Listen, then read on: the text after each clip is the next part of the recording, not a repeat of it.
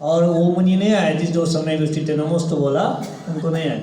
वो बोले कि हम नहीं आएंगे जब हम 25वें तीर्थंकर को कहीं सुने भी नहीं और शास्त्र में भी नहीं बताया और आचार्य की वाणी नहीं है, तीर्थंकर की वाणी नहीं है, 25वें तीर्थंकर होता है।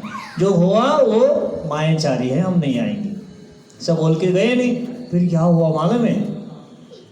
चुल्लक ने विचार किया, हमारे मुनि गुरु महाराज ने तो उनको आशीर्वाद बोला, तो रानी सचमुच सम्यक दृष्टि है। आए नहीं कुछ तीर्थंकर रूप धारण करके उन्हें बैठे, तो कोई भी आए नहीं। तो हम बहुत गलती हो गई, हम परीक्षा में फेल हो गए।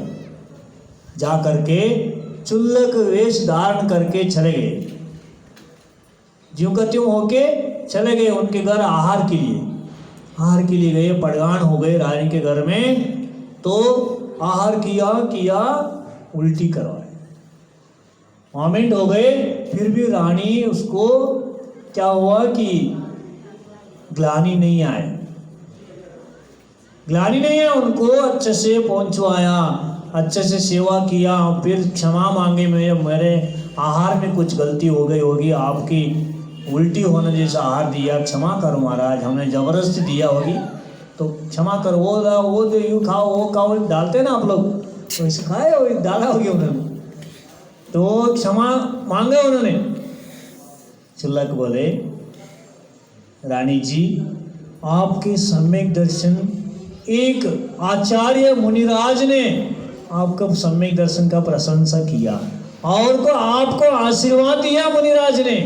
रानी खुश हो गई, रानी इतना खुश हो गए, मेरे नाम एक मुनि महाराज ही ले लिए, मुनि महाराज के मुख से निकल गए, मैं सौभाग्यवान, मेरा आत्मा आज पवित्र हो गए। के गदगद होके हमको नमस्ते किया, वहीं से तुरंत दर्शन के लिए भी गए होगी वो, ऐसा लगता है। इतना सम्यक दर्शन शुद्ध थे उनका, गए नहीं।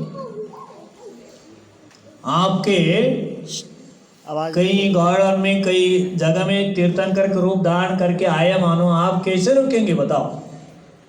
जाना ही पड़ेगा आपको, नहीं जाएंगे। कोई मायाचार्य आए मानो स्वर्ग से विजयात पर्वत से कोई आए ऐसे धारण करके, तो क्या करेंगे आप? कैसे नहीं जाएंगे? मेला लग रहा है, मेला देखने चाहिए। हाँ, आजकल सब लोग चले जाते हैं क्योंकि ज्ञान कम है, सम्यक दर्शन में दोष लगवाते। पाप नहीं, आत्म का घात है। सम्यक दर्शन घात हुए तो आत्म क्या बचे? कुंद आचार्य बताया अष्टपौड़ में, सम्यक दर्शन बट्टा बट्टा, सम्यक दर्शन ना सिज्जंती। समझ में आ गए? सम्यक दर्शन से जो भ्रष्ट होता है वो भ्रष्ट से भ्रष्ट बताया, हम नहीं बता रहे, कौन बता रहे? कुंद आचार्य। सम्यक दर्शन शुद्ध होता है, वही ही श्रेष्ठ है, सज्जन है, इसलिए सम्यक दर्शन धारण करो। हाँ, वीतराग सर्वज्ञ हितोपदेश ही सच्चे देव हैं, उन्होंने बताए वह शास्त्र ही सच्चे शास्त्र हैं। निर्ग्रंथ परिग्रह रहित वीतरागी साधु महाराज ही गुरु हैं। इस श्रद्धा करने से सम्यक दर्शन पक्का हो जाते हैं। कितना टाइम हो गए? लोग जाने लगे 10:30 हो। हाँ, अभी टाइम कि सम्यक दर्शन के बारे में कितना भी बोलो कमी है। हम नहीं बोल रहे, शास्त्र बोल रहे, देवगुरु शास्त्र बोल रहे, उसके अनुसार श्रद्धा करो। और आगे क्या हुआ कि वो रानी गए नहीं, वो चुल्लक जी आहार के लिए आए, उनको प्रशंसा करके आशीर्वाद बोल के वो जा करके अपने गुरु को भी बोल दिया, आपने जो प्रशंसा किया वो सच निकला। मैं गए थे सब यात्रा करते हुए, आपने आपके शिष्य के पास सब उनको दर्शन भी किया और नमोस्तु बोला, आपके शिष्य को आशीर्वाद भी बोल के आए, ऐसा बोल दिया। तो मुनि महाराज भी उनको आशीर्वाद फिर से दिया और सम्यक दर्शन में दृढ़ता होके एक महिला भी इतना धर्म प्रभावना करते थे। और आप लोग तो पुरुष हैं, आप लोग तो जैन धर्म में पैदा होके ही आज सच्चे देव गुरु शास्त्र के सानिध्य में होते भी सम्यक दर्शन नहीं हो तो आपके ज्ञान में और आपके श्रद्धा में कमी माना जाएगा। वो श्रद्धा हो जाए, सम्यक दर्शन प्राप्त भी हो जाए, ऐसा भाव नहीं हमारा। हाँ, आपको चौथे गुणस्थान में देखना चाहता हूँ। हाँ, पहले दूसरा तीसरा सब मिथ्या दृष्टि का गुणस्थान है और चौथा गुणस्थान सम्यक दृष्टि का है। चौथा गुणस्थान में रहने से आप सम्यक दृष्टि कहलाएगा और आपको सम्यक दृष्टि होने से 8 दुर्गति छूट जाता है। एक स्त्री कुल में नहीं जाएंगे और दूसरा एक अल्प आयु होकर जन्म ले लेंगे। अल्प आयु में कोई मर जाते पूर्ण आयु होने के बिना, वो अल्पायु कहलाता है, वो नहीं होंगे।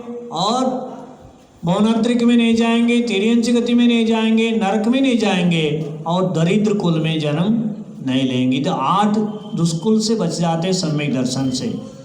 कई जीव इसको सुनकर तिर्यंच प्राणी भी सम्यक दर्शन धारण कर लेते हैं और अभी तक मंदिर नहीं आए, धर्म नहीं सुने, वो जीव भी सम्यक दर्शन दान कर लेते हैं। एक उदाहरण आते कि एक होते कौन, चांडाल कौन होते हैं? फांसी लगाने वाले। राजा के आज्ञा से जो अपराधी होते हैं उनको फांसी लगा देते, उनको मरण दंड देते। वो जीव वो यमपाल चांडाल बोलते हैं उनको, स्पर्श करने के लिए भी योग्य नहीं होते हो चांडाल। उन्होंने मुनि महाराज से रथ लिया था। क्या रथ लिया था मालूम है? मैं सम्यक दर्शन धारण करके सच्चे देव गुरु शास्त्र के अलावा कहीं नहीं झुकूंगा और चतुर्दशी अष्टमी को मैं उपवास करूंगा और हिंसा नहीं करूंगा, किसको फांसी नहीं दूंगा।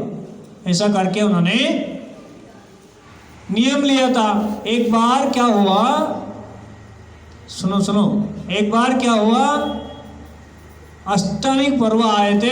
राजा ने आज्ञा दिया कोई हिंसा नहीं करने का नगर में, और यदि हिंसा हो जाए उनको मरण दंड दिया जाएगा। वो राजा का बेटा थे ना, वही मांस लोभी थे, मांस खाने का लोभी थे। एक बार क्या हुआ, राजा का बगीचे में एक बकरी बंधे हुए थे और राजकुमार जाकर के उस बकरी को मारकर मांस खाया। और वो बगीचा देखने वाले माली ने देखा और राजा को आकर के बताया। तो क्या हुआ कि तुम्हारे राजकुमार ही आज अष्टमी का पर्व चल रहे थे, तो तुम्हारा राजकुमार ही बकरी को मार के खा डाला। राजा ने सोचा हमारा बेटा हो तो क्या होगा, तो मरण दंड देना ही चाहिए।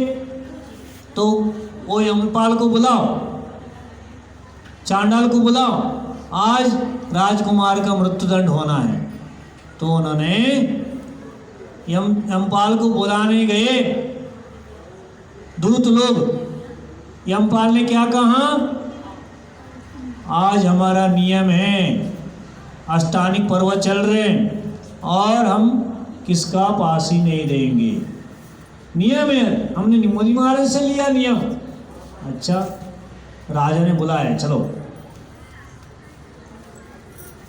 उन्होंने पत्नी को बोल के रखा था मैं नहीं हूँ, वो आ जाए तो बोल देना मैं नहीं हूँ घर में, कहीं दूर बाहर गाँव है, बाहर गाँव में चले गए बोलो।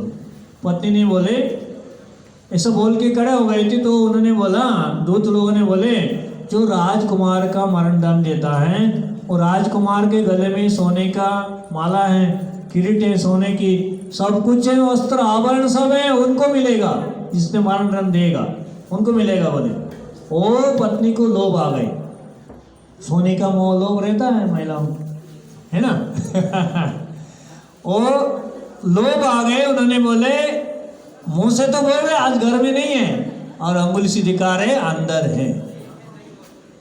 तो जा करके अंदर से निकाला और ले जाके राजा के सामने खड़े कर दिया। हाँ, यही है। इनको आज नियम है किसका मृत्युदंड नहीं देने वाले हैं, चांडाल है।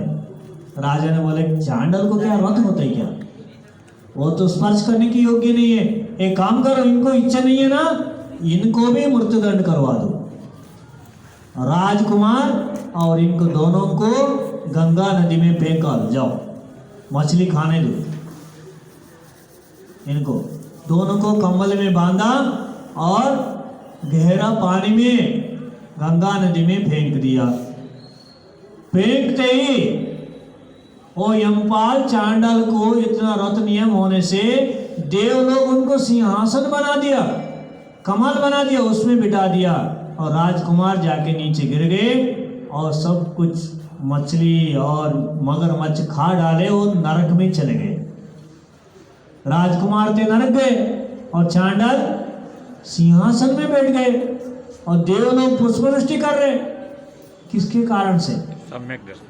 अहिंसा और सम्यक्त्व के कारण से उनका देव भी पूजा करने लगे। राजा जाकर के नमस्ते करने लगे और बोलने क्षमा मांगने लगे, आ जाओ, तुम्हारे जैसा श्रेष्ठ हम भी नहीं है। उनको सच्चा श्रावक बना दिया चांडाल को। ऐसे हम तो जैन धर्म में हैं, पवित्र धर्म में हैं, तो हम लोग तो सम्यक तो प्राप्त करके निश्चित हैं सदगति ही पाएंगे। सम्यक तो एक ही आपको सदगति दिलाएगा। इसलिए आप सबके आत्मा में सम्यक दर्शन प्राप्त हो और आपको सदगति मिले और आगे जैन धर्म प्राप्त कर सम्यक दर्शन, सम्यक ज्ञान, सम्यक चारित्र तीनों प्रकट करके आपको मोक्ष पदवी मिले। इसी भावना के साथ अहिंसा परमो धर्म की